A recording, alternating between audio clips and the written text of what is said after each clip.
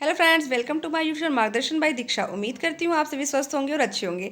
तो आज की इस क्लास में मैं आपके सामने चाइल्ड डेवलपमेंट से रिलेटेड कुछ इंपॉर्टेंट प्रश्नों को लेकर आई हूँ। ये प्रश्न आपके यूपी टेट, एस टेट और सी टेट की सभी परीक्षाओं में पूछे जाते हैं। तो चलिए, जो पहला प्रश्न हमारे सामने है वह आपसे पूछता है, मानव मन को प्रभावित करने वाला कारक। मानव मन को प्रभावित करने वाला कारक तो कौन कौन से हैं?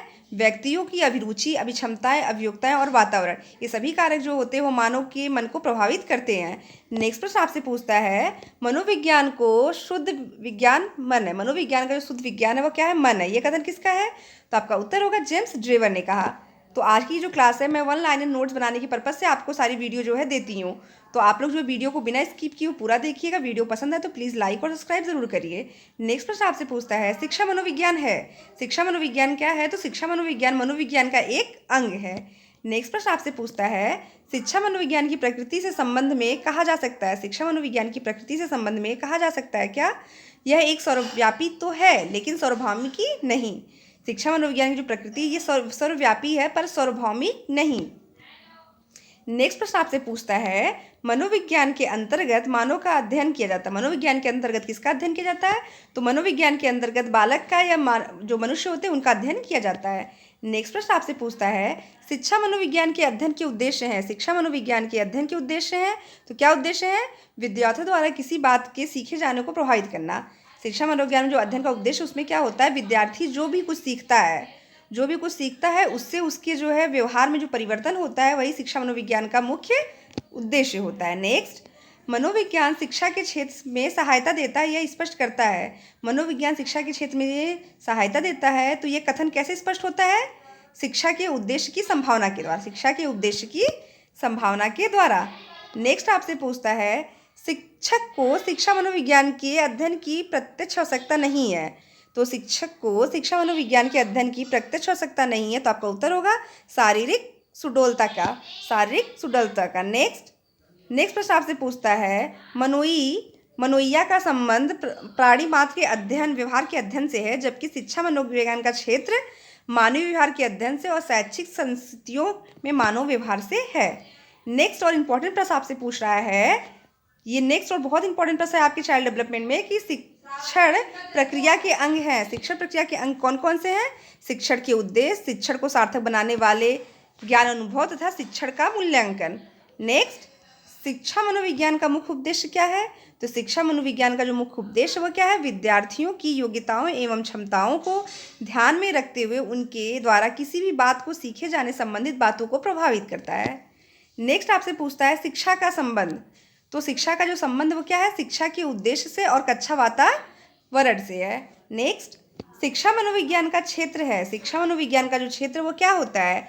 वह कैसा है? संक्षिप्त है या व्यापक? तो शिक्षा मनोविज्ञान का जो क्षेत्र होता है वह व्यापक होता है।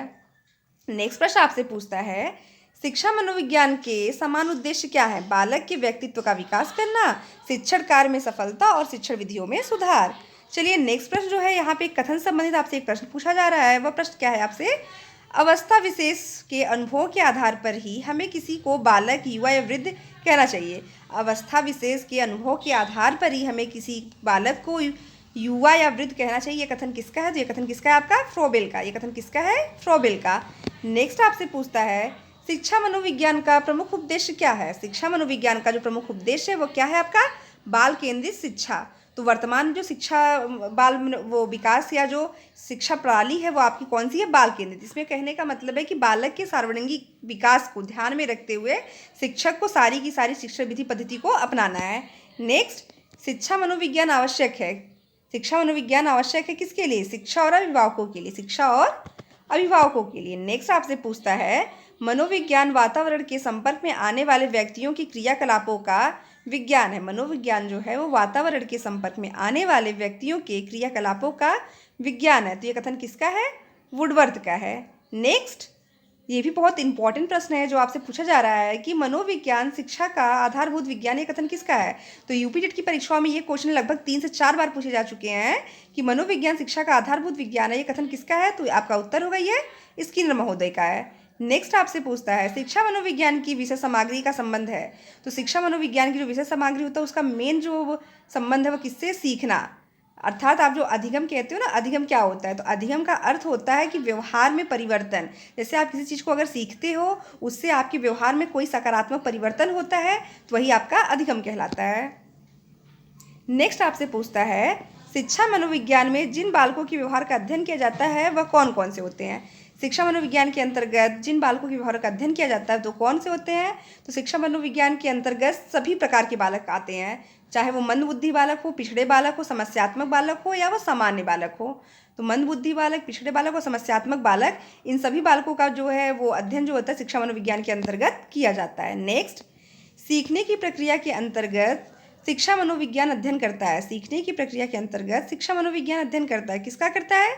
प्रेरणा व पुनर्बलन के प्रभाव का अध्ययन, प्रेरणा व पुनर्बलन के प्रभाव के अंतर्गत। तो यहाँ पे जो शिक्षा मनोविज्ञान है उसके अंतर्गत ये कहा जाता है कि जो बालक का जो विकास होता है, तो बालक जो है किसी चीज़ को तब सीखता है अधिक जब वो किसी चीज़ में रुचि लेता है। जैसे बालक है, वो किसी चीज़ में अगर रुचि लेता है और उस वक्त अगर आप उसको प्रेरित करते हैं तो बालक उस कार्य को बहुत ही जल्दी और बहुत ही सरलता से सीख लेता है। तो चलिए नेक्स्ट प्रश्न जो आपसे यहाँ पे पूछा जा रहा है कथन संबंधित, वह है आपसे पूछ रहा मनोविज्ञान मन का विज्ञान है। मनोविज्ञान मन का विज्ञान है, यह कथन किसका है? तो यह कथन किसका है? आपका अरस्तू का। नेक्स्ट, शिक्षा मनोविज्ञान अध्यापकों की तैयारी की आधारशिला है, यह कथन किसका है? शिक्षा मनोविज्ञान अध्यापकों की तैयारी की आधारशिला, यह कथन किसका है? यह कथन भी आपका किसका है? स्कीनर का। नेक्स्ट, आंकड़ों का व्यवस्थापन करने हेतु संकलित आंकड़ों के संबंध में निम्नलिखित कार्य करना चाहिए। आंकड़ों के व्यवस्थापन करने हेतु संकलित आंकड़ों के संबंध में निम्नलिखित कार्य करना चाहिए। तो कौन कौन सा कार्य करना चाहिए? वर्गीकरण करना चाहिए, सारणीयन करना चाहिए, आलेखी निरूपण। नेक्स्ट और लास्ट प्रश्न आपसे जो पूछ रहा है वह है आपसे पूछ रहा है मनोविज्ञान शिक्षा के क्षेत्र में सहायता देता है।